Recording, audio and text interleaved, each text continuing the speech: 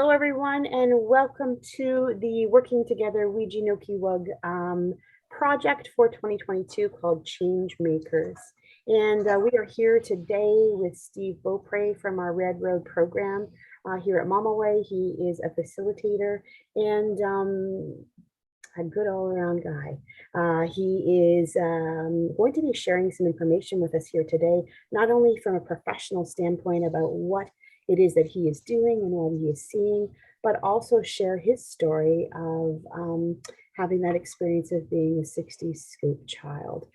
This is something in the Ouija no Kiwag program that we bring attention to and awareness to, because the goal is to come together in community as a collective to open the conversations for mainstream providers to create those safer spaces for all Indigenous peoples that they may be supporting. And the reality is that you will run across, someone who has had this experience. So, hello, Steve. Thank you to this little recording. And I want to start with saying, who are you? What's your why?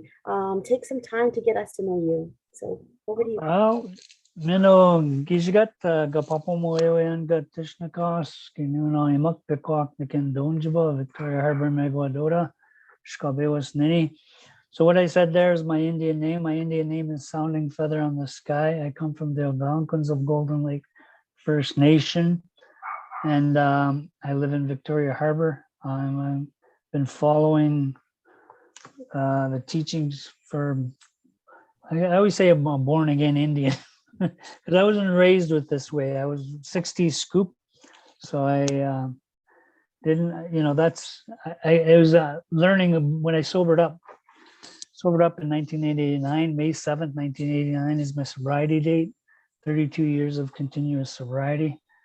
And when I started to go back and learn about the culture during the Oka crisis, during that Oka crisis, I went to a Native treatment center, knew nothing of my culture, knew nothing of our ways, and then slowly, put the pieces back to my life, and being the awarenesses of, learning about our loss of our culture, our language, our identity, our families and our communities and our nations, all of those losses, right, that we experienced.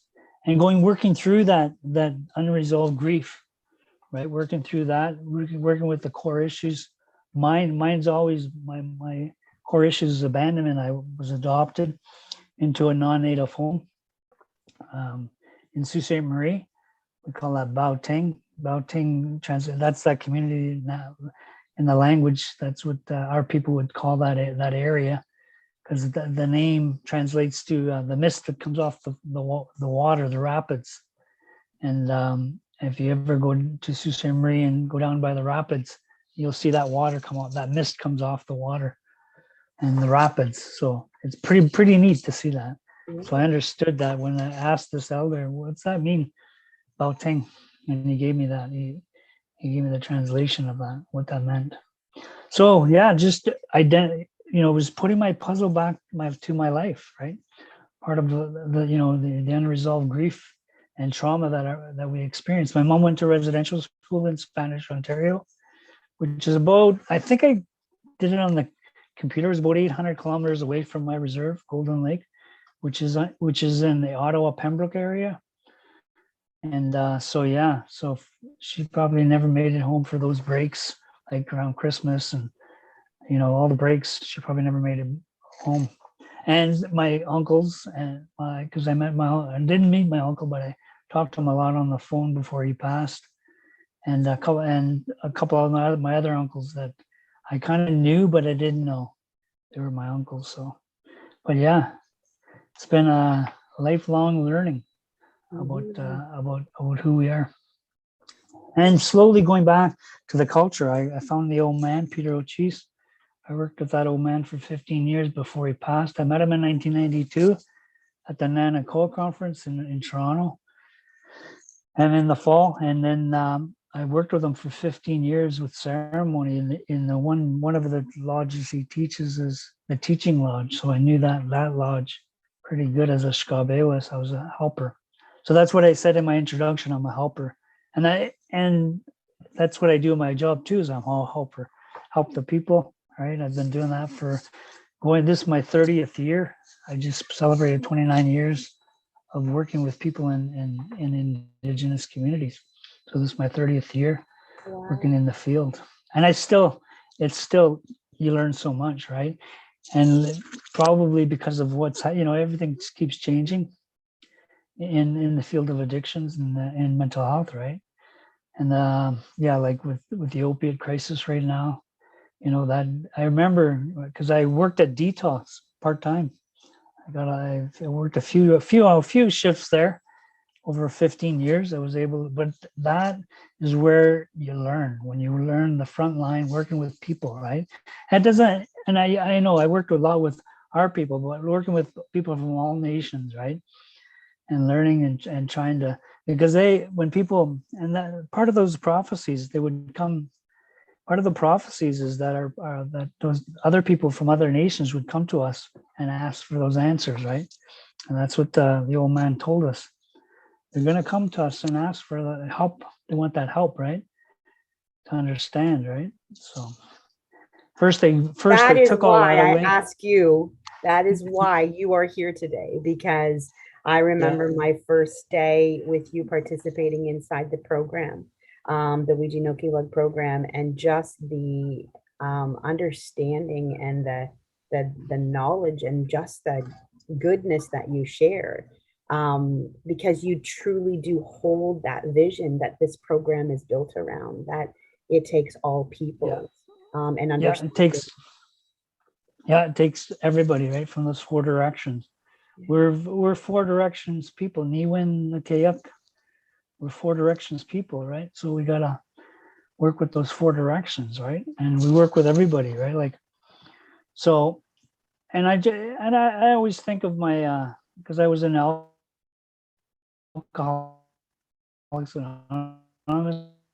My ace was indigenous. He was from West Bay, on Manitoulin Island. Okay. But so he would say, what have you done for your fellow man today? Helping your fellow man. So I try to remember those little things, these little things that people are on our journey, right, have helped me to learn about our ways, and then learning about life, right? To have a better life, that good life, right? Those things, and those things will stick in with you, right? When you learn those things. So it's a good life now. Wasn't at the beginning, Mhm. right? I didn't know I had to do some work, Yeah, but you have to work on yourself, right? yeah, And yeah, because of that grief, that unresolved grief and trauma, and at the time we called it that shame and guilt. And at that time, Jane Middleton Moss, she has a book, Shame and Guilt, and now now you'll hear it's about the trauma, right? The trauma that we experienced, right? So dealing with our trauma and dealing with the unresolved feelings and the emotions, right? And so how's that affecting us mentally, physically, emotionally, and spiritually, right? So having that good life, going back and resolving those emotions.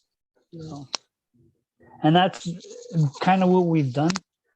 Like myself, I've done that. I even I was sober for, I think I was 13 years clean. I went back to treatment. I went back to Native Horizons because I had it up here, but I hadn't connected it, my head with my heart.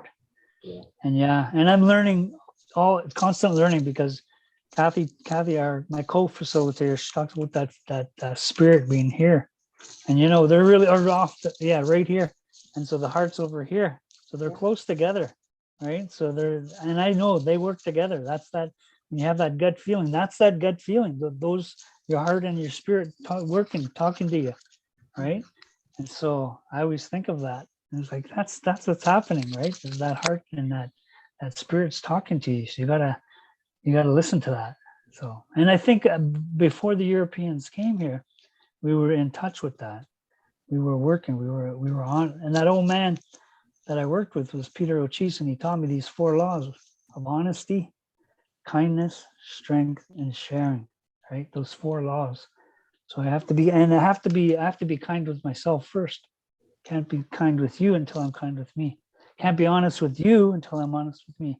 Can't have that strength or take those risks until I do it for myself. And then I can share that with you. Right. So but it all starts with yourself. Oh, Lifelong learning. yeah.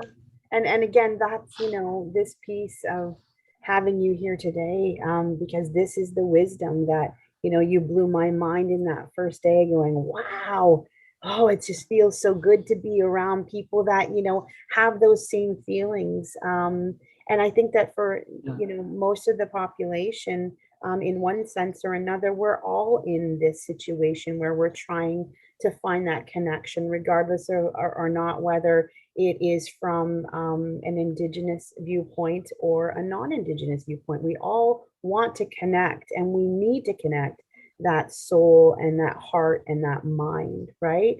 Because as Yeah. you mentioned, there's, we're fast into an opioid crisis. We are, so many people. In my own practice here in community, I consider everybody wounded because at one point in time, we've all been wounded, right? And so if there's something showing Yeah. up in one part of your life, it's probably as a result of something that's happened in another part, and it ripples, right? So if you Mm-hmm. really truly want to do that work and move through it, then you want to align those things together, but it's not easy, right? It's not easy to No. find those supports and stories, people sharing stories like yourself that's saying, hey, listen, I've been there. I understand it. I'm not trying to fix you, but I can sure as hell tell you that I've Yeah. been down that road and this is what worked for me, you know? And yeah, the connection is the correction, right? That's what Jane Middleton Moss taught us, was that when you have that connection, that's the correction, right? And some of those things that do work, like I always just, because that's how I save my life. Alcoholics Anonymous saved my life, right? Because it had the connection, right? And you connected with like-minded people, right? But the culture, when I went to Windemoggin Treatment Center. I was a year clean. And I remember going into that treatment center up in Fort William Reserve. It's called the Lico Child and Family Services Treatment Center now. Okay. But I remember them, I didn't know if they were going to take me because I was a year sober. This guy was looking at my assessment and he says, "You're a year sober. What are you doing here?" I said, "I need help." Yeah. And I did, right? And that was the best thing for me. It was 6 weeks. I didn't know anything. They were smudging and they were we were learning about the pipe, the circle, the medicine wheel, right? All of these teachings, the sweat lodge. And I didn't know anything. I had no clue of any of that knowledge, right? So I didn't even have a chance to get scared because some people when they go to sweats and that, they're like kind of nervous. I was just like, okay, and I remember, no lie, I remember sitting in the sweat lodge, my first sweat lodge, and I was sitting in the western direction, and the grandfathers had come in, and the door was still open, and I could see the fire, and I was like, this is pretty cool. I could get used to this, right? And it was amazing what I was learning, right? And it was like, wow, this is cool. But it all made sense when I started following it, right? Following this way. When I found that old man and started going to ceremonies. And so you have to take everything you learn at those ceremonies. We're kind, we're honest, we're strength and sharing. You got to take back to your family and incorporate that in your daily life as you walk this good road, right? This Menobo Madzu and that good life, right? So and like I know two good friends. I have one friend out in Manitoba, and all I did was brought him to the sweat, and he flew just like that eagle, right? And he's out in Manitoba doing some great work. And then another friend up in Chapleau, he went back to his community, and so he just brought him to the sweats, and he's an elder up in his community now and doing those amazing work in his community. So it was like all I did was brought them to the sweat, Yeah. right? And then they start slowly changing, and then you'll see that when people begin to follow that way. And those two, we started going to ceremonies together, and it was really beautiful, right? Connection, it is that correction, right? Yeah. And so, yeah, the when you learn those things and you listen to the elders, right? Those ones that have been here for a long time. That old man, I listened to him all the time. I used to drive him all around, and would pick him up at the airport and drive him and take him here and there. And then I would go out there and visit with him out in Alberta where he was living. And yeah, he said, "Okay, come on, let's go." And I'd take him for a ride, and he'd be telling me some stories, right? And I'd ask him a question. I remember I'd ask him a question, and I would have to. He said, "That's a good question," and then he'd start to tell me a story. And from the story, I had to get my answer. And I was like, "Oh, it was because he's an oral tradition, right? That's how he was taught." So then I would get, "Oh, that's what he was trying to teach me." But for me to try to translate that, it was hard, right? But I understood what he was trying to do. And so, yeah, I remember asking that old man one question one time. I was at Trenton University at the elders conference. We were at the elders conference when I first met him, and I asked him this question, and we were there. I was there the whole night. The whole night he was awake, and he started talking about these teachings, and he gave this teaching. Took him 6 hours to deliver. So it's about six in the morning, and he still had to go and deliver his teachings that day. And it was overwhelming for me, right? I was like, but in the back of my mind, I said, okay, it's gonna stick, right? I just felt so grateful that he had taught us. There's a bunch of us there at that time. There's a group of us. And so then about a year later, he did that same teaching, but he shortened, condensed it. And I was up in Mississauga Reserve, and I went over there, up North Shore area, and he did that same teaching, but he did it condensed, and it was light bulbs were going off, like, oh, that's why. The whys, it was answering because I was doing it. I was doing this. I was practicing what he had taught us, right? And it was like, oh, and it's hard to explain that type of learning, I guess. That's oral teaching, right? And that learning. And so then, then we incorporate that in our ceremony. We practice that. That's how we do that. We practice what we learned those ceremonies. So it's I'm pretty excited at that, right? And I always think, we always think of those 7 generations. The elders always say, the old people always think 7 generations that took us to get where we are now. So we always think of those 7 generations ahead. So that's how I look at it, right? I may not see that change, but I've seen some change now in the since I've been on this road, and it's been good. Some good programs are starting, right? Some good stuff. Some good work is happening in the communities, but we still got lots of work, right? For sure. And that's part of this, story here, is giving that understanding and that education. And I love that. And it totally resonates with me too, whenever you say, so when you're coming back to culture and you don't know, and you're trying to put together the pieces of this, I explain it as I'm blindfolded and there's a canvas in front of me and I have no idea how to put that together. I don't know where the connections come from. I don't know where they lie, but I know them inside of me. Right. And so then when you finally find that piece that aligns that starting point and it starts to unravel, and you work through it, you do have moments of pure and utter terror. and then you're like, oh, how do I do this, right? Because for the longest time, especially for me, I was always looking through that Western lens, always, measuring things in that systematic linear approach where Yeah. the other side is completely different, right? And it was something, so, I joke around about a lot of things, but my breakdown breakthrough, it's no wonder it didn't happen earlier, for God's sakes, because I had this internal polar pull that was happening. And I think that, that's something that, especially most Indigenous people who experienced some form of that really traumatic colonization piece, like 60s scoop, residential schools, and all those things. That's happening, and there's so many emotions around it. So how do you find that? And simply being put, that sometimes we just have to get on the path, right? Mhm. And listening. That was the biggest part for me. I used to call it, oh, I'm surrendering. No, dum dum, you're just finally listening and shutting off all of, those other things for the longest time, right? Because I would always get in my own way. Yeah. And I love that you also mentioned that, you had that 6 hour teaching, and I've had so many of those with the people that have graced me and my elders that have been supporting me. And I sit there and I think I have to remember, Heather, don't try and figure it out. You're not going to get the answer straight away. But then sitting there, Mhm. a week down the road or 2 days down the road, once I come out of it and going, oh, I get it.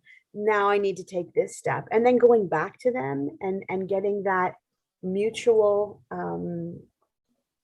affirmation from them that they see that you got it. They can see in you that you've made that shift, right? And then you feel that in your body because it does really truly, it's that heart and that spirit and that mind connecting to go, oh, okay, what's that, right? But for me, I can only ever speak to me. I spent so many years outside of that, numbing that and dulling that and pretending that that wasn't important, that this little voice I started to listen to more, right? And this little voice has Mhm. gotten bigger and bigger and bigger because it's more of exactly who I am. And I think that, from what you speak, that is very much you on your journey, of coming from Mhm. not knowing, not understanding, and being in this place of broken because of it, Mhm. and trying to put those pieces together. So such a huge accomplishment. And the fact that you show up here today in this way and in this light and sharing this is so profound. And it's such a reward for all of those generations behind us that spent that time to know, to see, and to just get through. It honors them, right? So miigwech for that. So when I think when the thinking, this one elder taught me that we think in I think in a circle, and I didn't understand that. The medicine wheel, that Yes. medicine wheel, we're, we don't think linear, right, No. or a hierarchy, right? We don't think like that. We think like the circle. Yeah. And I was learning the language, the Anishinaabe, and so then I understood that. I understood that. My whole thinking shift or way of being shifted when I was like, wow, that was a big learning, right? Because I got out of that linear thinking Yeah. and thought of that circle, right? Mm-hmm. And not just only yourself, but this way going out to your family, your community, your nation. Yeah. That so it's almost like a three-dimensional, even though it's like this, but it's going out, right? So and it's alive, right? Our land, just like our language is alive Mm-hmm. because of there's so many verbs, right? Mm-hmm. Oh, So I'm just learning all that. I just took on a new, just I'm trying to untie my tongue. well, I you know you get get that, rid of that English tongue, and that's what right? that one teacher told me, right? You got to Yeah. get rid of that English tongue, eh? So I Yeah. And understood that, it right? it's a hard one to get Yeah. yourself wrapped around, but once it comes, you're like, oh, I'm not there yet. Some things, yes, but not the stuff that I'm diving into the Anishinaabe that I'm doing right now in this course and thinking, oh my Lord, will I be able to do this? But it feels so right, Yeah. and Yeah. I love that you also brought up that whole circular um system in which we work on, because we decided to build the program around that, because it was most representative and able to give mainstream organizations the information they needed to understand, right, how this learning is completely different and how they can wrap those two worlds together. Because I grew up in the Western world and I know that they have their own wheel of life that they work on whenever you're working through therapy. So when you take a look at those two things, I mean, there are some similarities in there, but unfortunately, again, because of that linear way of thinking, that Western viewpoint, they're missing out on those connections that are really highly possible, right? However, that being said, I also acknowledge the fact that there are many new professionals and practitioners and organizations that are stepping up and saying, hey, listen, it's a all of what you've described here, right? Inside the program, we talked about Adewoptimug, which is that two-eyed seeing lens from Albert Marshall out east. And, you know, I love that because it does, you know, speak to those two sides and that we can find a way to really truly wrap these two things together. I'm a product of that Yeah. two world coming together. Whenever I was sick, Well, you know, the Western world got me to, after a lot of hiccups, you know, I had to really balk the system and make a lot of noise. But when I got to my people that understood me in the Western world, they actually connected me to those pieces in my indigenous world that's where the magic happened and the light bulb started going off. And I was blessed to have that collaboration between the two of them to say, how can we mhm. help you, Heather, and how can we bring you home? And that has been, you know, the transformation that has been able to bring me to my point. And my point doesn't stop. I mean, as you know, Mhm. we're not fixed. We'll never probably ever be truly, you know, perfect. That's not something I strive for, but I want to keep learning. I want to keep making mistakes. I want to keep being aware and hearing, right? Because that means I'm living and I'm Those, experiencing. So it's so those important. those old people, they talk about what we need to walk in as Indigenous people. We have to walk in two worlds, right? This Western world and our Indigenous, and bring it together, right? And walking into, and it's a fine line, right? Keeping that balance, Yeah, right? Being able to do that, right? There's a few people that are really, really good at that, right? That they know that, yeah, walking that good road in both worlds where they can identify, yeah, you know, who they know who they are, they know where they came from. And that's what the old people always said. You got to look back to see understand where you came from. So part of that, big part of that, my healing was looking back. Where did I come from, right? Putting the pieces back to my family, right? yeah, And so my family came from like the Golden Lake, my family, right? And putting that piece of my puzzle back together, and it's understanding, right? And the culture, the ceremonies. I understand the ceremonies by working with that old man. He gave me a little bit, but there's so much to learn. There's so much to learn, so that we have that vision for the future, right?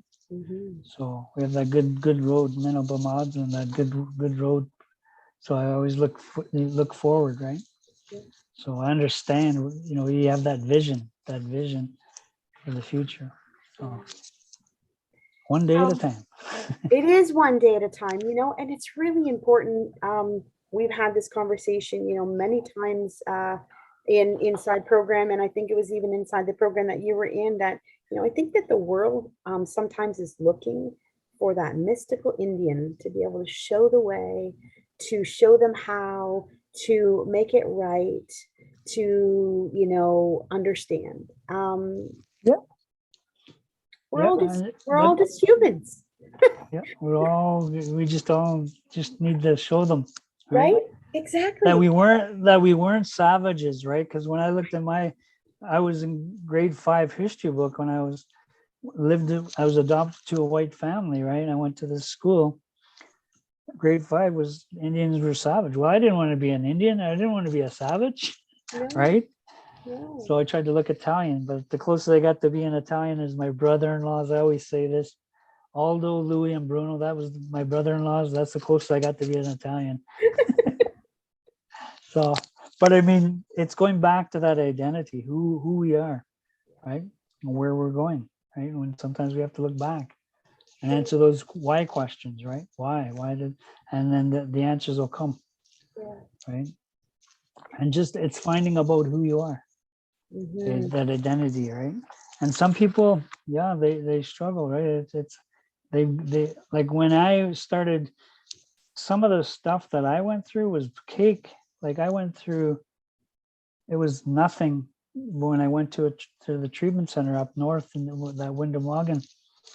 Some of the horror stories that I heard, people bouncing from home to home to home, the sexual abuse, the family violence, all of that. I was like, wow, I had Disneyland compared to what those children went through, right? I was like, I can work on my issues. My issues are nothing compared to that. And so that gave me the focus to work on my issues, right? And it's tough. I've seen other people go through it, right? Those two people that I worked, that I told you about, they're doing some good stuff. They went through some horrific stuff as children, right? So, and they made it out the other end, right? They were doing some good work now. So change is possible. Is. That's a huge message. Change is possible. And because, of course, this is going to be shared on our social media page for awareness and community for all. So we always want to speak to those who may be, in the same situation or found themselves in the same situation that you found yourself in. We've talked a lot about how the why is important, the connection is important, finding your people to get you to that point and really reflecting is important. If we're speaking to, on the flip side of that, mainstream professionals or organizations that are providing service and care for Indigenous peoples, but perhaps not getting the responses that they want or the successes that they're hoping for, what do you see? What is it so important? Because you can speak from the inside out. What is two of the most important things that somebody coming into this could start with? What could we give them? So I worked with, my first job was working at Blind River Treatment Center, Anishinaabe, Nottawamga, Gamig. It's called Ben Bowapka now Treatment Center. It's in Blind River, Ontario. Mm-hmm. And I worked with a lady. She was amazing. She was non-native, non-alcoholic, no addictions in her family or anything, right? That lady taught me more. She's working with Indigenous people. She taught me more about how to work with people. It came from the heart. She came from the heart, that belief, right? Not, she knew who she was, right? And she came with that good heart and helping others, right? And she did, at first, clients weren't, because she was non-native, they didn't want to go to her, right? But by the end of the 6 weeks, they were going to her, asking questions, and they, that connection was created, right? And she just wanted to help people, right? So coming from a good place, right? And with no hidden agenda. She had no hidden agenda. She just wanted to help people, right? Yeah. And that probably was the biggest learning when I started that, right? Started that journey of learning and working with people in the addictions field anyways. But I think, being open to learning and learning other ways and understanding your own belief. I think the second one is understanding where you come from, right? Because when I started to follow my culture and I understood where I came from, I can understand how other nations, even in our Indigenous nations, how the Haudenosaunee, when I came to this region, I never knew about the Haudenosaunee, right? So I began to learn about that. It was, this is how they do it. This is how we do it, right? They're very similar, but just different, right? And so have that respect, right? For people. And then, so just learning those things, right? And so learning, and I think that's the respect, right? And look at that, and trying to follow those 7 grandfathers, trying to follow those in our life, right? So, I mean, just being open to learning, and what you learn here might be different from even for ceremony. What I do up in Shegwinda, that's where I go, Manitoulin and Shegwinda, for ceremonies. I go there and I go out in Manitoba. What they do in Shegwinda, they may not do in Manitoba. They may just do it a little differently. I have to respect how they do, how those ceremony makers work, make that ceremony go, right? Yeah. So they make that ceremony, right? But as a helper, I'm there to help, right? So it costs and to listen, right? And to watch and observe. To listen, to watch. And I think that's the biggest for me, is because I was always a listener and a watcher, right? Yeah. Listening, watching, and just observing, right? So I got good at learning how to do those things, right? And not have to ask those questions. But then I would ask, like with the old man, I would ask them. I would actually, at the end, I was getting good because I would ask, like before, I would ask them questions why, but at the end I would show them because I would learn it. right? I would say, this is why we do it. And then I would show him on the ground. Yeah. I would draw a picture and he says, yeah, he says, you're using these and these, Yeah. your ears and your eyes, right? And so that's that holistic approach, right? Yeah. And so important. And I love that, let's face it, on my path to where I am today, I've come across many different variations of people who are showing up, maybe as helpers, teachers, um, guides, whatever they are, to help me to learn more. But just remembering to understand that we got to meet people where they're at, right? And that not everyone, even though they may be in a position to be doing these things, are fully aware of the impact um, of how their actions are around them, right? So, for example, some sometimes, when we have this conversation inside of the program, some people will who are non-indigenous will say, well, I'm not comfortable, because inside of our program we go through the medicine wheel and we give them some resources to be able to know and to understand. We're not giving them to say, go on out and teach your ceremonies. We're giving them to them as a toolbox for the people that they're supporting, right? But there's a lot of feelings that come back sometimes that says, ooh, I can't do that because I'm afraid that I'm appropriating or that I'm offending you, right? So on what we've learned throughout this Wijinokiwag program is that there is so much fear because of the people that we have come up against. Because again, we have our own people who are very much, no, we're not going to teach this to people outside of our culture. And why is it my responsibility to teach them, right?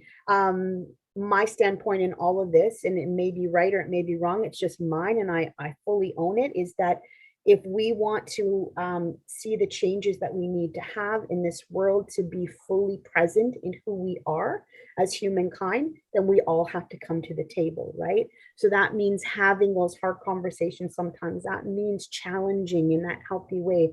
That means asking, and providing that safe environment for people to ask. So in that vein, you as a practitioner and as a survivor, I'm going to call it, and you can correct me if I'm wrong. Yeah, I will. No, okay.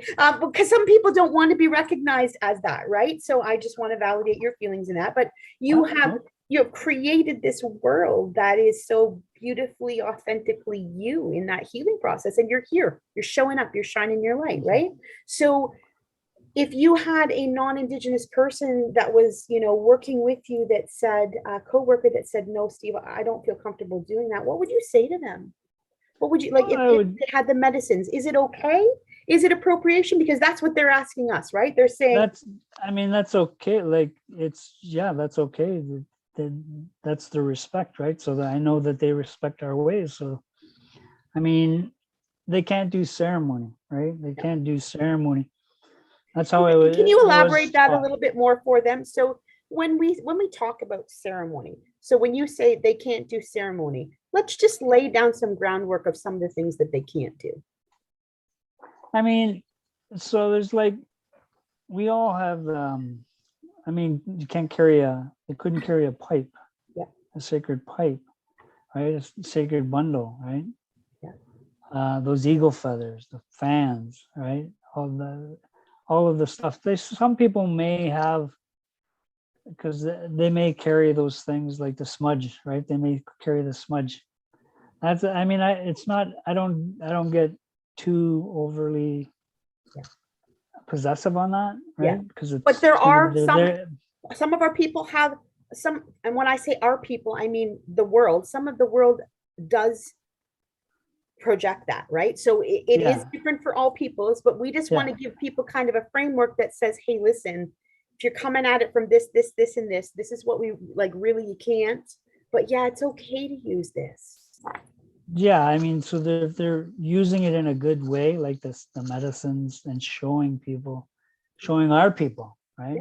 They're not appropriating it, I guess, that so not so they're doing it in a good way, coming from a kind heart, and and even asking when they have chance, to ask elders or people from those communities, right? Because when I came to this community, I'm from Sault Ste. Marie area, and then when I came this way to Barrie, like it was over 25 years ago, I went to the elders, right, in the communities. I went Barrie, Auntie Merle, Pegmogabo, Yeah. Auntie Merle. Yeah. I went to go see elders in Aurelia, all right, Rama, right, all the elders, those ones, Christian Island, right, and so that's what I did, Barrie and Midland, when I went to the community to visit those. Here I'm a new person, right? So you visit those, and that's what my elder told me back home to go and do. Yeah. Right. So that's what we do. We don't, and I slowly made my rounds, I guess. Yeah. So people knew who I was, right? And I introduced myself. Yeah. To those communities, those other organizations, the Native organizations too, right? And so that's what even our indigenous people, if they come from out west and they get a job here, that's what they should be doing too, right? And so if they watch people that do that, right, we don't go in there and same, say if somebody comes from BC, they have a different way of doing things, right? They're not gonna come in and I'm gonna do it my way. Yeah, my way. They're gonna slowly come in and this is how we do it, right? So and that's how I was taught, right? That's how I was taught. You just go in that way to do that. Talk to the elders, right? In the communities, the different communities. If you're coming, right? That direction. It comes from the elders, right? The old people. Yeah. So and everything we do, that's what when we look at that life cycle wheel, right? That's the elders. Those are the ones, the spirituality, right? That spiritual connection. They're the ones there's the spiritual teachers. They're gonna help me, right? So that was my goal. Was get to know those elders in the communities, right? And so that was a great learning, right? For me. Yeah. So I mean, and so again, and going to those organizations, learning about those organizations in your community too, right? So those non-native organizations should be going to those communities and visiting, Yeah. And that's what one elder, Jan Longboat, she always says, we don't visit enough. We need to visit. I know it's COVID right now. Can't do it right now, but yeah. Yeah. But she says, I remember when I worked at Anotic, we were having breakfast and we don't visit enough. We don't spend enough time to each other, right? So we used to always visit, right? And that's true. Because we used to always, like when I first started walking this good road, we used to visit lots, right? We'd go to my buddy's house and we'd all visit. We'd laugh and we'd share, we'd drink coffee and just have a real good time, right? We might have a sweat. We might do a ceremony. We might have just a talking circle, right? Yeah. How we used to do it a long time ago. And so, yeah, around we were downstairs by the wood stove and offering our tobacco to the wood stove. It's still a fire, right? And so just improvising. Yeah. And so, yeah, smudging, using the medicines. And so that's how we did it, right? A long time ago, right? Yeah. So, this is but such yeah, we great don't visit sharing. enough. Right. And especially right now, the way that, we are Yeah. in, I always speak to this, before joining the Mama Way team. I didn't even know Mama Way existed and the resources existed.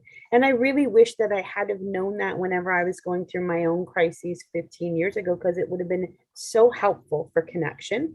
But I get it and I understand now that that was part of my journey that would bring me, to be this advocate, to be this voice, to say, hey, listen, there's so many different organizations out there that you can lean into and be that bridge. Because I think, again, in this world that we live in for a lot of years up until, maybe the last year and a half when the world broke open with the truth of what happened with the residential school system. There was just the great divide, right? Like you either did or you didn't. And no, we don't believe that. And it is this way. And And now there's more of an opportunity where people are saying, hey, wait a minute, I realize that almost everything that I was taught is wrong. And Hmm. I know that I don't want to be attached to that, but I don't know how to ask you how to change and be the change and be part of a change, because I don't want you to feel offended because of the fact that that's all that's happened in the last little while, right? So inside of our program, we give permission a lot to say, hey, listen, you didn't do this to me or to you or to other people. This is what happened in the past, right? So how do we move forward? We move forward by creating So collaborations and bridges. So how does that happen, Steve? so that those people that have that, that's shame, right? So they got to look at that. Where's that in themselves? That they just have to look at that. They have to look at that shame for themselves. They have to do that healing for themselves, right? And that's what I've learned from Jane Milton Moss, right? You can't you can't correct that for them. They have to do that correction for Yeah. themselves. And yeah, a lot of people, they take on that shame, right? And they don't need to take on that shame, Mm-hmm. right? And I've done a lot of native way training when I was on an Nautic, when I was program coordinator there for 11 years. I did lots of native. I just started it because I remember the first case, like when I was at when I was at the Friendship Center, and I was the healing wellness coordinator, and this Aboriginal child got apprehended, and the First Nation wasn't contacted. So I in the court I spoke up that First Nation wasn't notified, right? And so the next court case I had the First Nation there and they were up north in Wikwemikong. So Wikwemikong First Nation, the representatives, I had 3 representatives Wow. in court for the next court case, and we were able to deal with that in a good way for that Mm-hmm. child. Mm-hmm. But yeah, these things were going on, probably, right. And so I came from up north, and that wouldn't happen up north, like, because we had that change, right? Yeah. The apprehension of a native child that wouldn't happen. Yeah. The First Nation band had to be notified. So, and I was fortunate. I was happy that I was able to do that, right? So I knew right from there that this community knows nothing about what has happened to our people, Right. right? So when I went to a Nautic and then I was program coordinator, we started doing this native way training, and I was kind of stole the native way training from Georgian College, because that's how they called it. Yeah. But I called it that, and I just I just tried to pack as much as I could in one day, Yeah. right? And sometimes we would do a whole day of learning, and it expanded because I was learning too as we went. Yeah. And we ended the day with a sweat with Hector Wow. Kopogog. We would do a sweat, and they started to understand. And I think I did, like, when I did, it was over a period of time, right? A couple of years, and there was about 300 staff from CS that were trained in that way, right? Wow. And now they're probably all gone. They probably have those fresh ones in from university and college, and Yeah. right. So now you have to do that whole thing again, right? Well, and the So thing, yeah, and what's really important is that there is, again, the world is a woke world now, right? Like we're awake. There's no denying yeah, it. Don't yeah, ignore it. So figure out what the pieces are. So it's important which that is we are bridging those gaps and collecting that information to make those connections so that they can take that initiative. And that's the key, is that they have to take the initiative. We can't lead anybody anywhere. We can certainly, show up and say, this is what you need to yeah, know, and this is what's here. But we also need our allies to be standing up and saying, yeah. I hear you. And how are we going to come together? Right. So, And we had a lot of allies in the community too, right? And they were getting older too, right? So yeah. there was a couple allies that that we had, that I created in the community, like with CMHA and other non-native organizations, right? That we created those connections.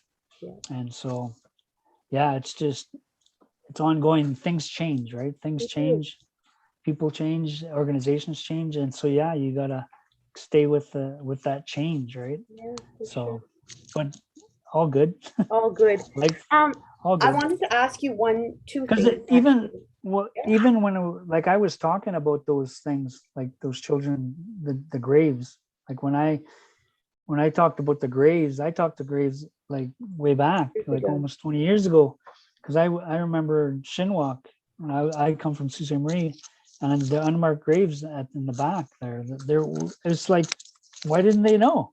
Yeah, It's right there, yeah. right? And it's like now, but I'm glad that now it's come to the forefront. Now Mhm. you can't, you gotta, the world knows now. Oh, the So world. now, yeah, the world knows we got to do something now.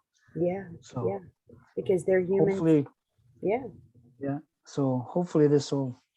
So yeah, I'm glad that this has come out in a good way. Like I mean, it wasn't the best way, but I mean, at least it's come out. Now we got to, okay. Let's, what do we need to do to yeah, heal from this? for We need to sure. heal together. Yes, and that's the key is So, that we do need to heal together because it's on both sides at this point. I wanted to bring it back for a moment to your 60 scoop story, if I could.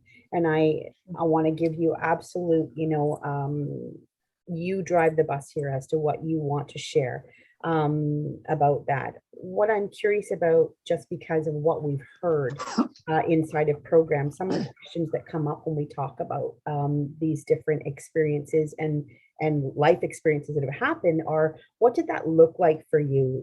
How old were you? How far were you removed? Did you have any, were you able to reconnect with your family of origin? What did that look like? And where is that other family for you now? Are they still very much a part of your life? I know that you said that, for the most part, it was a better experience than most oh yeah. would have definitely experienced. But I'm just curious of how, what that looks like now from that standpoint. So so that family, yeah, I grew up. That's my family. That's the family that I grew up with. I'm a Beaupre. That's who I am. Okay. My kids, that's all they know, their grandma, right, and their aunts and their uncles, right. Yeah. And so yeah, that's my family. My nephews, they love me. Yeah.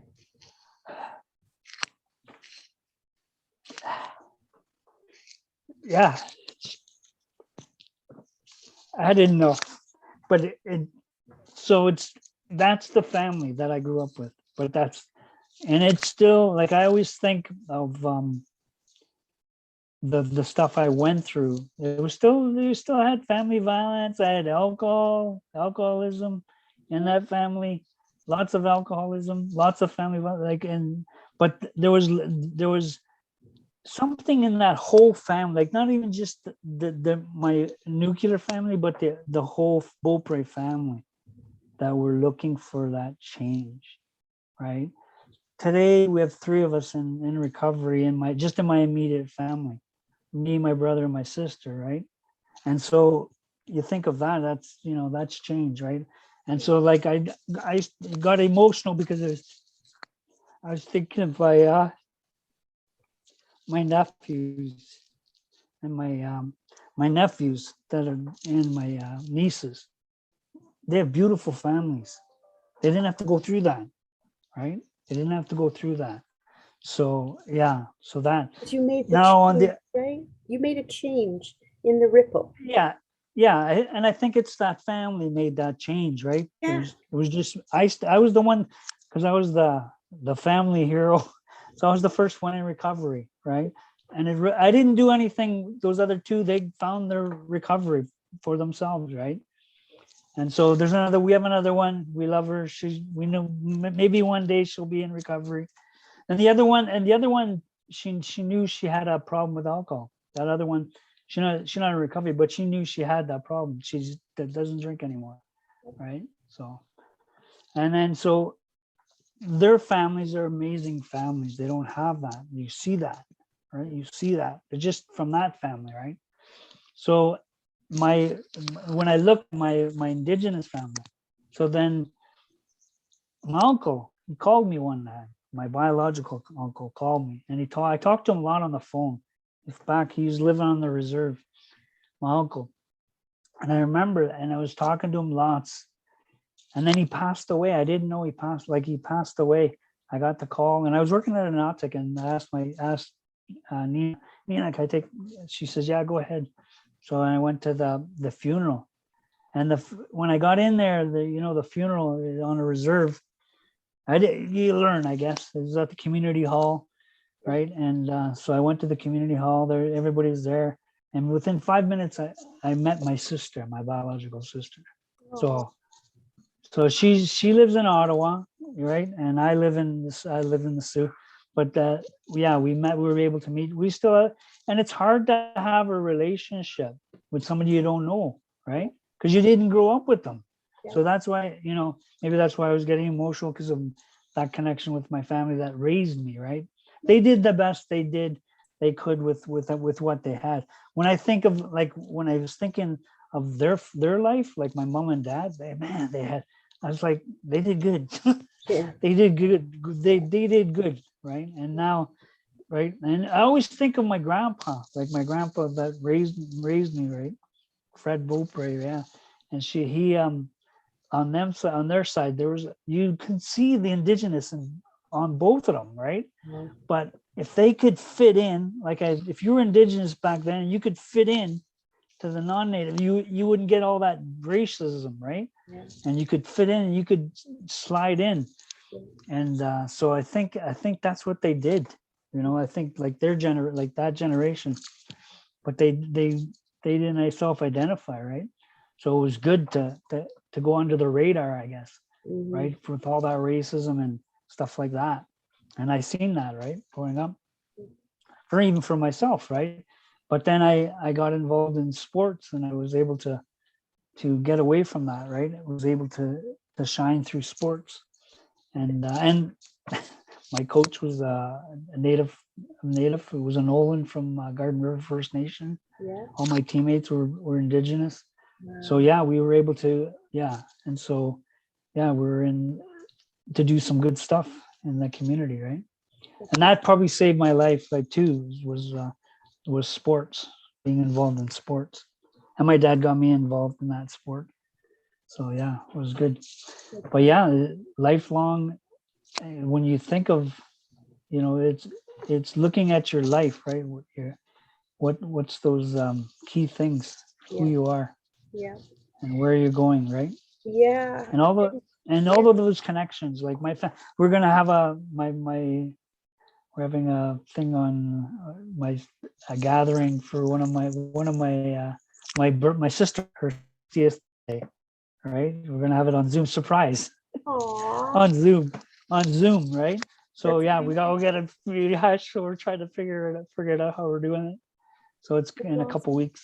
So, That's but amazing. those are the things, right? Mm-hmm. Yeah, and so to see the next generation of children, I guess our children, doing good things, Yeah. right? Doing some really good. Even though I was adopted, that family still, they've come a long way, right? Yeah. So, Yeah. so even my sister, she lives in Ottawa, Yeah. This is your and my biological niece, sister, right? yeah, my biological sister. So when I go to Ottawa, I try to go and visit, Nice. if I can. Nice. And so So, yeah, Steve, how far away were you? Like, how far did you end up being removed, and how old were you? 5, you said? well, there's different ages, 9 months to 2 years, right? And I think 9 months to 2 years as I went back and forth from my mother, because I always think, because when you start to real, like when you're, I guess, the development, all I could think of was in it. All I could first memory I could remember was probably when I was about 3, Okay. and just being in a crib and just wanting to be with my mother. So right, Yeah. and that connection. So I think I was with my mother for at least 2 years, like on and off. But still, you have that connection. Plus the 9 months of like of incubation, right? Like Yeah.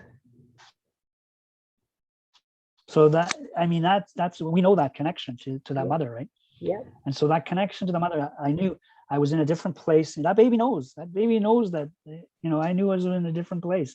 So then, ever since I look at my color, my skin color was darker than my brothers and sisters, right? Yeah. Like so, but they never didn't tell me that I wasn't.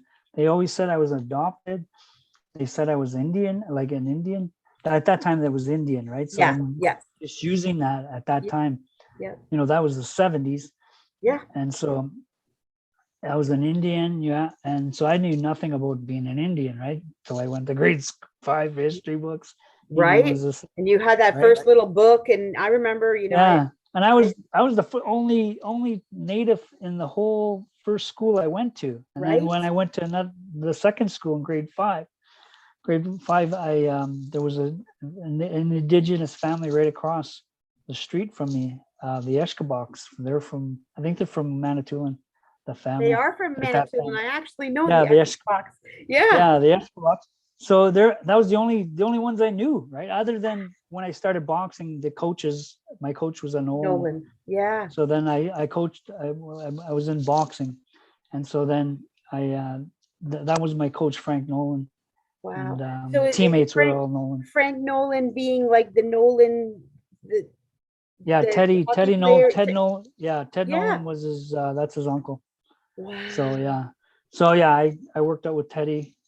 I remember working out, and I remember him telling me. I was even remember this in when I was training in late June, and he's working out. His hockey season had been over, but he's still working out till the fall, right? Till Mhm. hockey season started up again.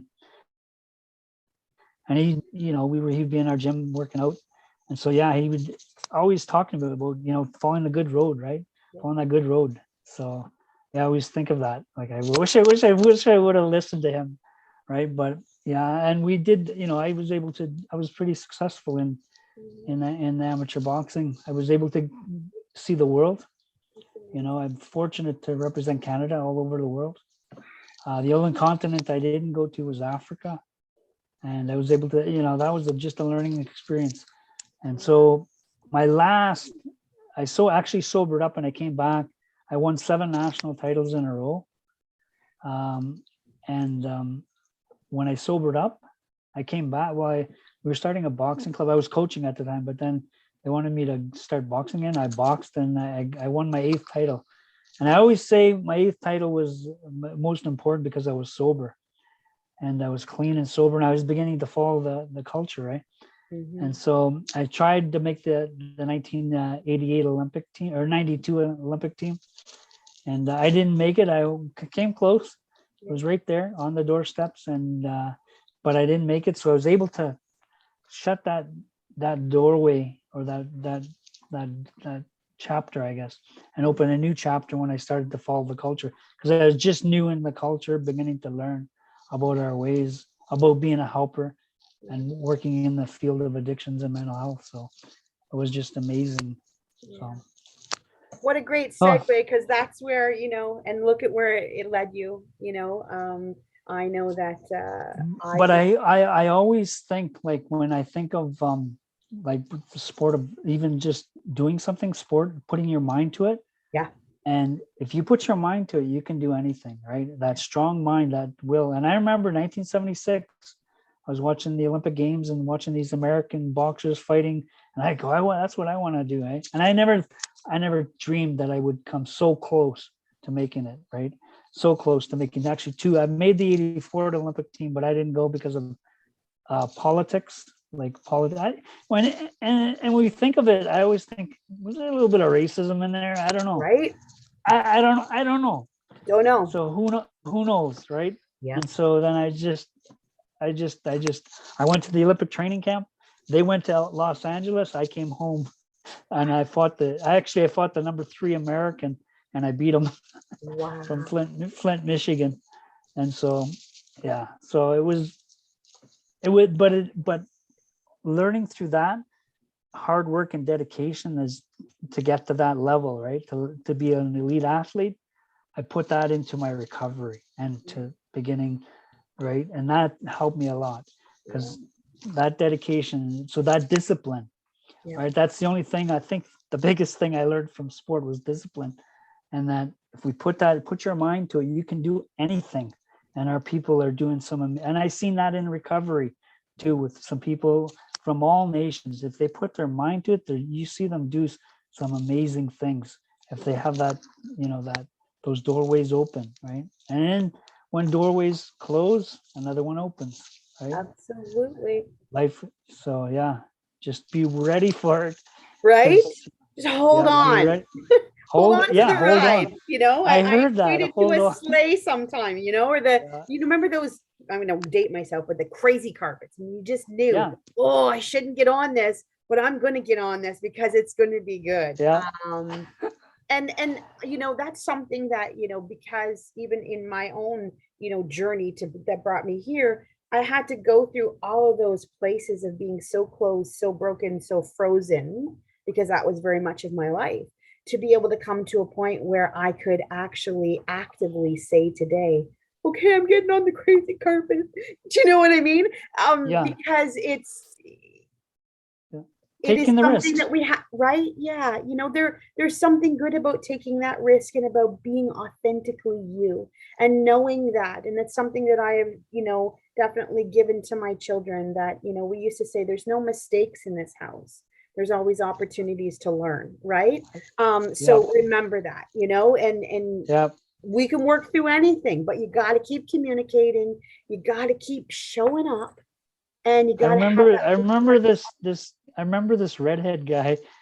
He was speaking with that treatment center, Yeah, and he was indigenous. yeah. But he says just taking. The most I got about him speaking was about taking risks, just going in and taking risks, Yeah. like healthy risks, not Right, dangerous because risks. that's kind of an Healthy risks. oxymoron, right? Because we don't want people Yes. to be Yes. taking risks in addiction. um Yeah. yeah, Healthy right. risks. Yeah, So the healthy. healthy risks, and so that and supported risks, right? Healthy supported risks. So and that my life totally changed when I started, thinking, hey, I can do this, right? I can do this, and believing in yourself, right? Yeah, Because sometimes we don't believe in ourselves, right? Because of what has happened to us. right. So Yeah. but And the remembering, belief. I always say, what's the sign on my bus, right? That was a gift that I got many, many years ago. What's the sign on your bus, Heather? I was like, this is stupid. I don't have a sign on my bus. But when you got behind the, oh, well, what am I putting out? If I'm convinced that I can't do Mhm. something, I'm not going to do it. If I'm convinced that I'm going to fail in some way, somewhere, somehow, somebody's going to pick that up. And there will be a ripple that maybe I didn't have, or an obstacle that I didn't have to go through. But I kind of created it, right? I opened a door to it, right? So if I'm watching that sign and saying, okay, I surrender to the goodness, I surrender to this, and you allow that to happen, it's such a beautiful, beautiful place to be in. Mhm. Yeah. Beautiful, yeah. Oh, Steve, I could go on talking to you for hours. And I want everybody to know here that we are going to bring you back. You're going to be part of our collaboration circle that we're going to be announcing here in the coming weeks, so that maybe they can have more conversations organically with you around this. Sharing Sure. your personal story has meant so much to me. I appreciate it. And just you being you, it's been a pleasure in these 7 months that I've known you here. So many So thanks the for that. the Yeah. one thing I wanted to say was like, so when we come into this world, and this you can put this in the medicine wheel too, right? Is that we're born human, right? Something happens to us, like I was taken away. I became a victim, right? I got on that healing path. I became a survivor. But I have to get back to being human, right? We have to get back to being human. I think I'm being human now on this journey, right? Helping our people. So, and That's that's beautiful. learning. Yeah, we can't help others until we learn help ourselves. And so Yeah. that's what they hope. I've had some good teachers on this journey, right? I had good teachers that I've been graced to learn from, that have been told me all that stuff. That's amazing. And Yeah. thank you for sharing that part, because um, it's so important, and it resonates with me because, yeah, I've went through many different stages, just, being And that it victim, being that and it's survivor. okay where you're at. Like if you're still in that victim, that's okay, right? That's okay. We get over there. We start past, take that risk, and that healthy risk, and start to get to that survivor, right? Right. And it's so important for other mainstream organizations to also acknowledge and hear that. I know that we all come at this with really good intention, but the reality is that again, when we look through that linear Western lens, you're not shown to be vulnerable. You're not, you know, so let's say that I'm meeting you for the first time as a provider Yeah. and I'm coming in very guarded. That's going to be picked up, right? So, really getting to that human place and saying, okay, how can Hmm. I show up authentically to create that safe environment to for us to have a dance. I equate life to a dance, you know, even my Hmm. practice. How are we going to dance today? Some days it Yeah. might be the two step, some days it might be the polka, and other days it might be, oh my God, I don't know how I'm going to be able to do anything with you, right? But the point is that we're showing up, and Hmm. that's so important. So yeah. To as we wrap this, from your chair, from your perspective, from where you're sitting professionally, what do you think are two takeaways that we need to carry and bring forward into 2022 to really impact change? Ah, we need to work together. The old man always taught me that one, eh? So I always think of that. I always remember that. We need to work together. And probably the first one was probably making up your mind. Every he would always tell me that. Steve, did you make up your mind today? And so every day you have to make up your mind. So what you want to do, where you want to go, right? So making up your mind and choosing that path, right? So everything. So that's a tough one. It He always is. told me that every time. Steve, did you make up your mind? And I'd say, "Yep, I've made up my mind." So he So is says, there, "That's good." As he says, "That's good, yeah, good."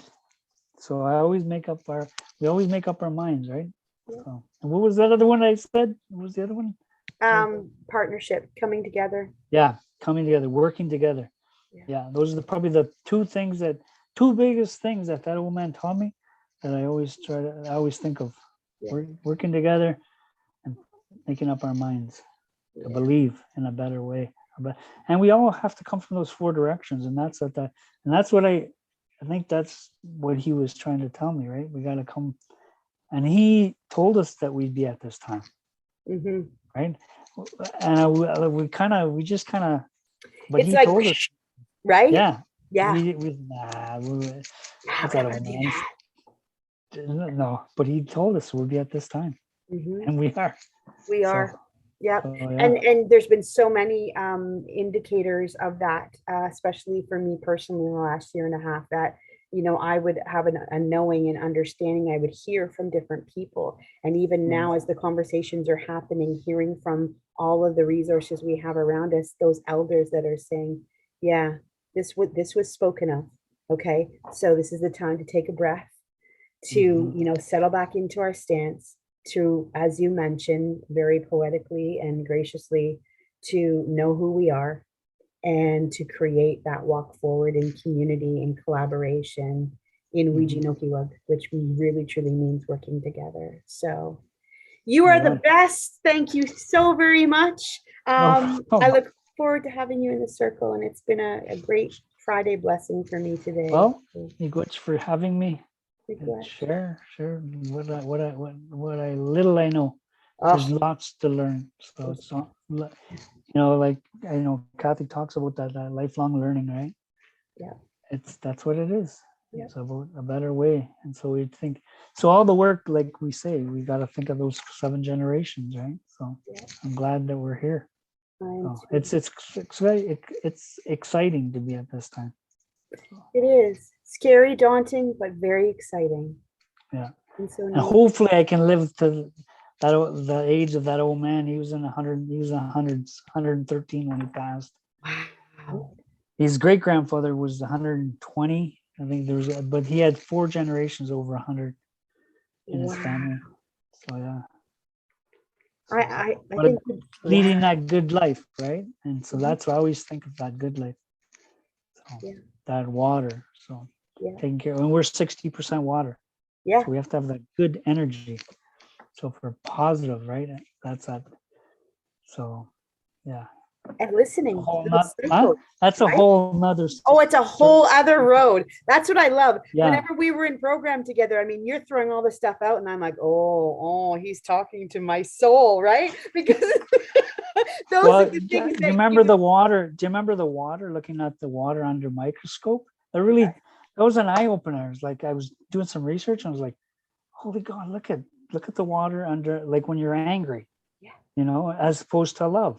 It's yeah. like, wow, that's happening to our body. And I was looked up we're almost 60% water, Mhm. so Yeah. we're in that negativity, right? Oh, 100%. And so I was like, wow. And so why that led to those, those cancers, right? I always think of that, those diseases, right?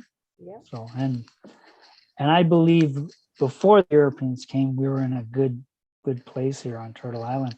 We worked together, right? Yeah. We understood that.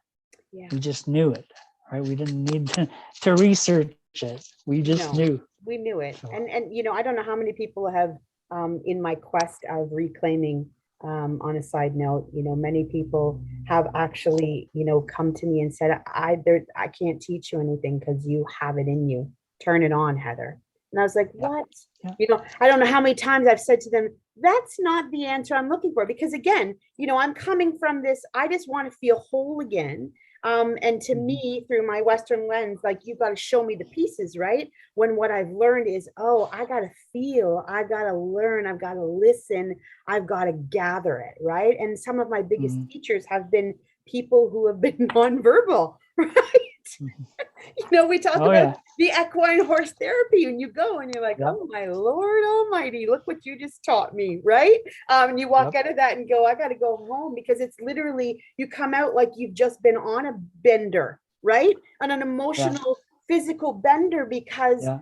that connection piece happened on a soul level that you can't even explain. And I would resist Mhm. that forever, for the longest time. Now I don't. I just go, yep, okay. I mean, I'm the first one to give the disclaimer that I'm a crier in the group and I feel everyone. So Yeah. I don't know what you're going to get with me whenever you get me. So, so even for me, when I get to those feelings, that's that love. That's what I'm feeling. It is. That's that love. It That's is. what that is, right? Swelling. That's what it is. And Yeah. so that, to feel that emotion, that's good, Yeah. right? And So much better not than to, anger. oh yeah, to feel that, right? And I know, yeah, Yeah. I believe that, right? Yeah. That's there. So Yes. yeah, and it's a different way. And I know some people don't have that. They Yeah. don't have that, right? They just what they've gone through, right? And so just trying to, and I don't give up on people. I never give up on people, right? I have this one guy, he calls me, he's a former client. He lives in Owen Sound, but he'll call me every once in a while, check in, and he's doing good, right? Because I never give up on that guy. Nope. I never gave up. And I said, and just, yeah, I'm so proud that he did that. He did the work. I didn't do it. I just guided him. I was just a guide, Yeah. right? So, and so, yeah, that's all we can do is be guides for those people, right? Yeah. And But guide hang on, ourselves. because yeah, and guide ourselves and And hang hang on, on because to hang on, those to because those holy poop because handles, right? like those two, I always think of that. Those two guys they flew, and they, like, that one guy, Ed Nephew, I took him to his first sweat. He repaid it by bringing me to my first Sundance. So how can that's just, you No, can't put a price on that, right? no. So yeah. And same with John did some amazing stuff for me, That's right? amazing. So yeah, Just amazing. you Well, can't put a price tag on this, like this type of learning. I guess it's an no, indigenous, we call it indigenous knowledge, right? That indigenous knowledge. But it yeah, is. hang on. I know. Hang on to those little bars that we all got. It's all good. Thank you so very much. For anyone out there that wants to learn more about the Red Road program, I will definitely put some links. You can also check out our Mom Away events page Yeah. because all of your programs are up there. And you offer many programs as well as one-on-one group and frontline. So thank you for being a light here on this Friday. Go and enjoy your weekend. And till next time, Mama Peace, Steve. Ahaw, miigwech pamapi kuwaman. Good. Ahaw.